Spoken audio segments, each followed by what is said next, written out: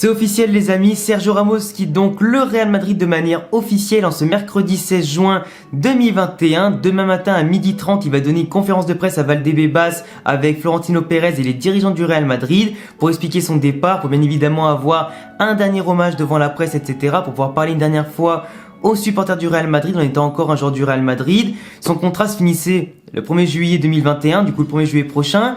Ça faisait déjà plusieurs jours et plusieurs semaines carrément que le sujet de sa prolongation était un sujet de tension et de conflit avec les dirigeants du Real Madrid qui ne lui offraient pas le niveau de salaire qu'il demandait, ne lui offraient pas les 2 années de contrat supplémentaires qu'il demandait. Du coup, eux ne lui en donnaient qu'une. En plus de ça, tout l'effectif doit baisser son salaire de 10% avec la crise Covid. Lui, il était pas forcément d'accord, il voulait quand même assurer un certain niveau de salaire par rapport à son statut, tout ce qu'il a apporté au club, etc. Son expérience bien évidemment, et par rapport à son âge, mais aussi par rapport au fait que le Real Madrid veut planifier une belle reconstruction de l'effectif dans les prochaines années, forcément, il ne voulait pas offrir à Sergio Ramos 2 années par rapport à son âge, qui peut être un risque s'il est aussi blessé qu'il a été en 2021. Et malheureusement, les deux parties n'ont pas pu s'entendre, malgré le fait que Ramos des fois fait des déclarations. Je jouerai pour le Real Madrid, même gratuitement s'il le faut, c'est mon club de cœur, etc.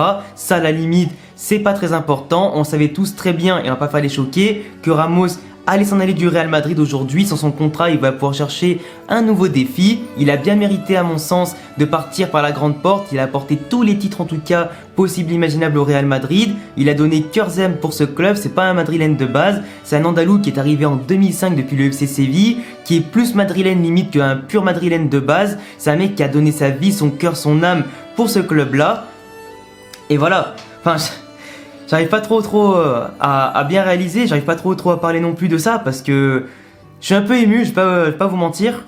Parce que pour ceux qui savent pas forcément, moi je suis né en 95, donc forcément le foot, peut-être tu regardes pas quand t'as moins de 5 ans, tu comprends pas trop, tu vois. Mais quand t'as un petit peu en âge de comprendre, on va te dire aller à 7-8 ans quand tu commences à vraiment regarder le foot et tout ça. Je suis bien sûr le Real Madrid avant par rapport à mon père aussi qui a regardé.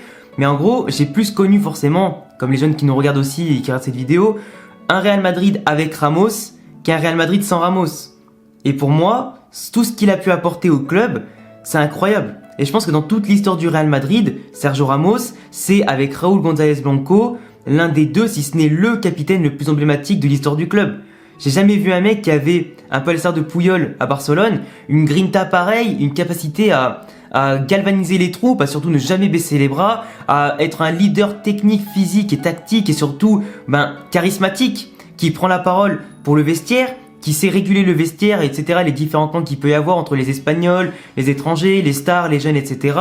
C'est un mec qui, même en dehors du terrain, sur et en dehors du terrain, est un patron. Il sait mettre en condition l'adversaire avec des tacles, en tout cas en se montrant bien physique. Il sait calmer le jeu quand il le faut. Il sait hausser ton quand il le faut. Il a peur de personne. C'est un mec qui a su s'imposer naturellement par sa capacité de leadership et surtout par son caractère d'Andalou et d'Espagnol bien trempé, tu vois.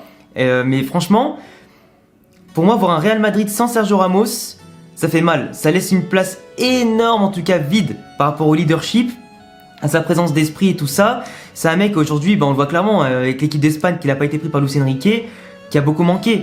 Qui manque beaucoup déjà à l'Espagne, avec le premier match raté contre la Suède et tout ça, et qui va beaucoup leur porter préjudice par son absence.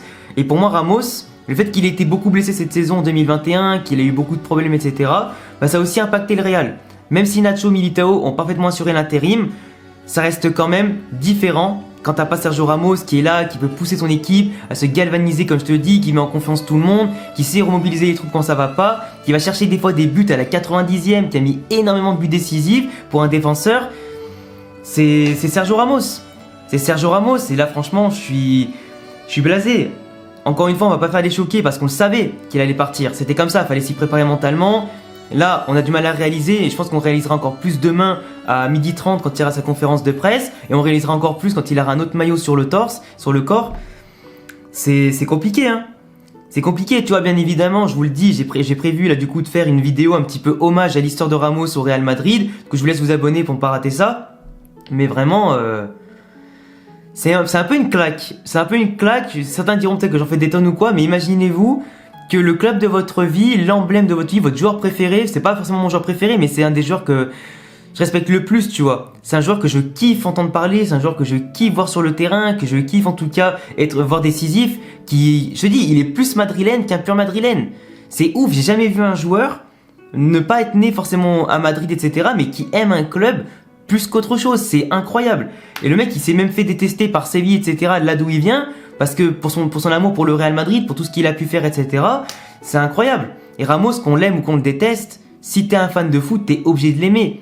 C'est, pour moi, un des meilleurs défenseurs de l'histoire. Top 3, top 5, comme tu veux, mais pour moi, il est plus proche du top 3 des meilleurs défenseurs de l'histoire. Il ne manque plus qu'un ballon d'or vraiment pour être à ce statut-là. Et pour moi, il le méritait amplement sur une saison, pourquoi pas. Mais pour moi, on n'aura plus un leader comme ça. On n'aura plus un leader aussi charismatique, aussi puissant, qui a la grinta, qui va chercher la gagne jusqu'à la dernière seconde.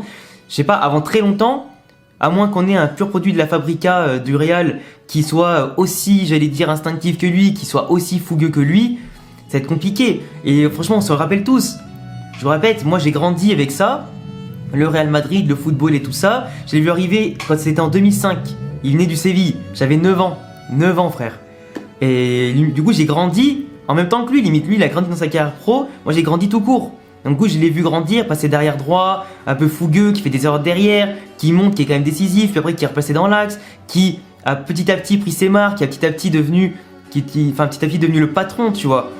Et vraiment, jusqu'à devenir un leader de ouf, qui nous a ramené des Ligues des Champions, des Copas, des Supercoupes, des Mondiales des clubs, etc., des Ligas, enfin, tu vois, des buts contre Barcelone, des buts contre Atlético, c'est tellement de buts inoubliables, même des fois des coups francs et tout ça, mais je pense qu'on se rend pas compte, les amis, du phénomène qu'est Ramos par rapport à tout ce qu'il a pu apporter au Real Madrid. Et je pense qu'on réalisera, comme je le répète, encore plus quand il sera parti pour de bon.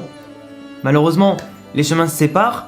On sait que Ramos, il a envie potentiellement de devenir entraîneur à la suite de sa carrière de joueur. Donc peut-être qu'un jour, on le reverra sur le banc du Real. En tout cas, moi, je pense que le destin de Ramos et du Real est fait encore pour se croiser et se recroiser. Donc je pense qu'un petit peu à l'instar de Zizou, peut-être à l'instar aussi de Raoul un peu plus tard ou quoi, je pense que dans les prochaines années, ça peut être dans 5 ou 10 ans, on verra Sergio Ramos sur le banc du Real. En tout cas, j'en suis certain.